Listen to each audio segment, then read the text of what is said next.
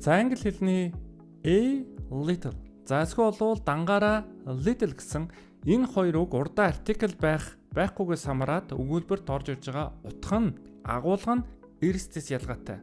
Хэрвээ урдаа a артикл аваад a little гэж орж ирж байгаа нөхцөлд бидэрт бага зэрэг гэсэн санааг илэрхийлнэ. За бага зэрэг тэгтээ эерэг утгатай. Бага зэрэг тэгтээ чамлахаас чанга атах гэж бид нар ярьдаг. Яг тэр агуулгыг гаргаж байгаа. За харин артикл байхгүй little гэж орж иж байгаа нөхцөлд энэ болвол бараг л үгүй гэсэн санааг илэрхийлдэг. Өөрөөр хэлбэл сөрөг утгатай. За жишээн дээр хэдүүлээ суралцъя. The city has a little pollution. За би онцгой a артикл дээр бол үргэлж тавлаа. Тэгэхээр энэ бол таниулахын тулд. Тэгэхээр a little pollution гэвэл тухайн хот нь бага зэрэг бохирдолтой гэсэн санааг илэрхийлж байна. За эсвэл бол I have a little time left. За надад бага зэргийн ч гэсэн цаг үлдсэн байх шүү. Бас эерэг утга илэрхийлж байна.